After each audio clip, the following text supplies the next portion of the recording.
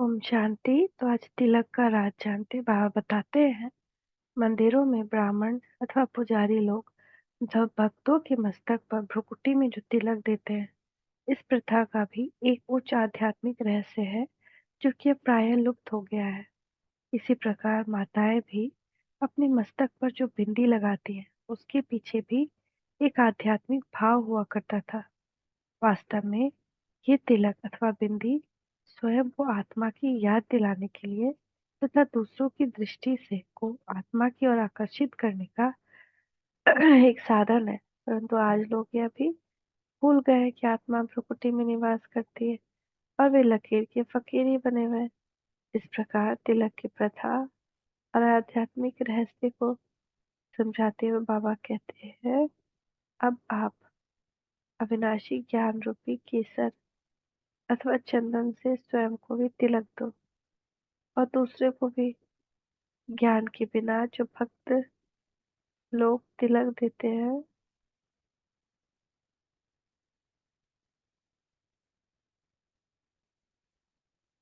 अथवा देते हैं, वह तो एक दिन में ही मिट जाता है और उसको धारण करके भी वे आत्मा के स्वरूप में निष्ठ नहीं होते। अब आप इस निश्चय में स्थित हो जाओ अथवा स्मृति में टिक जाओ कि मैं एक अविनाशी ज्योति बिंदु रूप आत्मा हूँ जो भ्रिकुटी में निवास करती है। यह स्मृति ही गोया सच स्वयं को सच्चा तिलक लगाना है और स्वयं को ज्योतिर्बिंदु निश्चय करना ही ज्ञानवान नर नारियों के लिए भी बिंदी लगाना है। दूसरों को भी ऐसा तिलक लगाना तथा उनकी भ्रुकुटी में ही देखना आप सच्चे ब्राह्मणों का धर्म कर्म है। आपको आपके ये ईश्वरीय सेवा केंद्र सच्चे ज्ञान मंदिर है। वहाँ जो भी जिज्ञासु आते हैं उन्हें आत्मिक रूप तिलक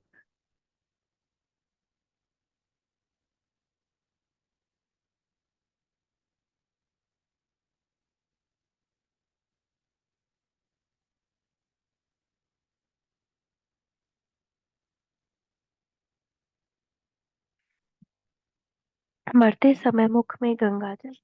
भारत में चीर अतीत से यह भी प्रथा चली आई है, जब कोई मनुष्य मृत्यु शैया पर पड़ा होता है तो ब्राह्मण अथवा संबंधी उस मनुष्य के मुख में थोड़े थोड़े समय के बाद गंगा जल डालते हैं, क्योंकि उनकी यह मान्यता है कि ऐसा करने से मनुष्य पावन होकर स्वर्ग में जाता है।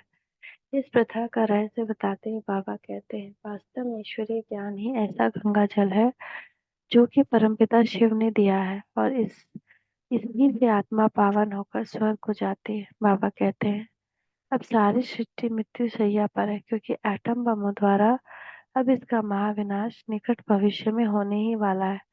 यूं भी मनुष्य की श्वास कब समाप्त हो जाए इस पर भी तो कोई भरोसा ही नहीं। इसीलिए मनुष्य को चाहिए कि वह प्रतिदिन ज्ञान रूपी गंगा जल का पान करता ही रहे। मृत्यु से संबंधित प्रथाएं बाबा बताया करते हैं कि चीर अतीत से यह भी एक रस्म चली आती है, जब लोग अर्थी उठाकर शमशान की तरफ जाते हैं तो वे शहर से निकलकर अर्थी को घुमाकर शव के पांव नगर की ओर और शमशान उनका मुख शमशान की ओर कर देते हैं। इस रस्म का उल्लेख करते हुए बाबा कहते हैं, अब जबकि कलयुगी सृष्टि का महाविनाश हुआ ही पड़ा है और ये संसार एक बृहद शमशान बनने ही वाला, तो मनुष्य को चाहिए कि वे जीते जी अपना पांव नगर अथवा संसार की ओर कर ले और मुख शमशान अथवा विनाश की ओर लग कर ले। कहने का भाव कि जीते जी संसार से बुद्धि युग तोड़कर आने वाले समय को ध्यान में करते हुए अनासक्त और उपरामचित हो जाए। बाबा कहते हैं, मरने के बाद मुख मोड़ने से क्या लाभ। जीते जी संसार को देखते हुए उससे मुख बुद्धि मोड़ लेना ही वास्तव में कल्याणकारी है। बाबा शमशानी वैराग्य का भी जिक्र करते, जो लोग अर्थी को कंधा देकर शमशान में जाते, उन्हें पाकर वहां से लौटकर कुछ समय के लिए वैराग्य आता था, परंतु जब वे वापस लौटते हैं तो फिर वे सांसारिक बातों में उलझ जाते अथवा लिप्त हो जाते हैं, मानो कि वे वैराग्य को शमशान में ही छोड़ा है। उन्हें वहां शमशान में मुर्दे को देखकर तो वैराग्य आता है, क्योंकि मृत्यु को देखते हुए उनके मन में यह भाव पैदा होता है कि एक दिन हमें भी खाली हाथ जाना होगा, परंतु यह वैराग्य उपयोगी तो शहर में ही हो शहर में ही हो सकता है जहाँ उनके सामने प्रलोभन, असक्ति और उत्तेजना की उपस्थिति होती है, परंतु वहाँ आने तक उनका वैराग्य ही समाप्त हो जाता है। परंतु इस अल्पज्ञता की ओर इशारा करते बाबा कहते हैं कि ऐसी भूल नहीं करनी चाहिए। अब तो ऐसा समय आने वाला है जबकि कोई किसी के लिए पिंड दान करने वाला या क्रियाकर्म करने वाला भी नहीं होगा, क्योंकि अब महाविनाश की घड़ी आ चुकी है, पहुंच अतः मनुष्य को चाहिए कि संसार को नष्ट प्राय जानकर उसको मुर्दा मानकर इसे दिल न लगाए।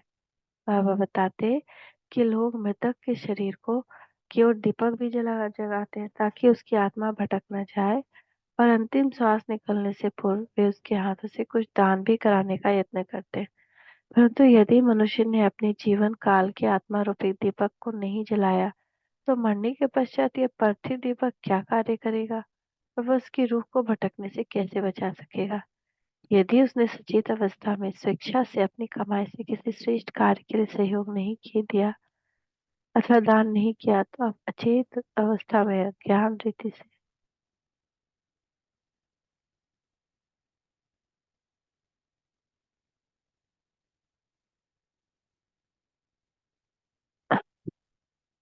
स्वेच्छा से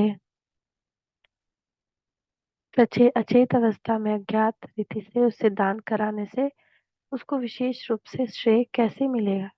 इस सब का ध्यान रखते हुए मनुष्य को चाहिए कि जीते जी ही ईश्वरीय ज्ञान और योग के द्वारा आत्मा रूपी दीपक जगा ले और अपना भाग्य बनाने के लिए जो चाहे सो कर ले। बहुता लोग किसी की मृत्यु के पश्चात यही कहा करते हैं कि वह स्वर्ग से धार गया। अंग्रेजी भाषा भाषी भी किसी की देह त्याग के बाद कहते हैं he has left for heavenly abode, अर्थात वह स्वर्गवासी हो गया। समाचार पत्रों में भी लोग इस प्रकार की सूचनाएं प्रकाशित कराते हैं। इस बारे में बाबा कहते हैं कि देखिए तो संसार में कैसी विचित्र मान्यताएं प्रचलित है। जो कोई भी शरीर छोड़ रहा है क्या वह जा रहा है?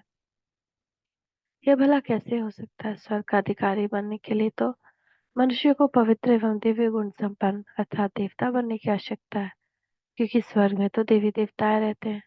तो सभी लोग मरने के बाद स्वर्गवासी कैसे हो सकते हैं?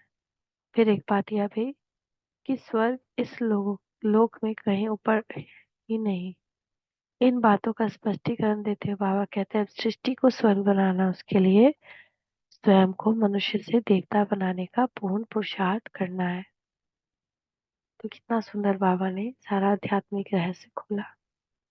थैंक यू बाबा, थैंक यू। ओम शांति, ओम शांति, ओम शांति।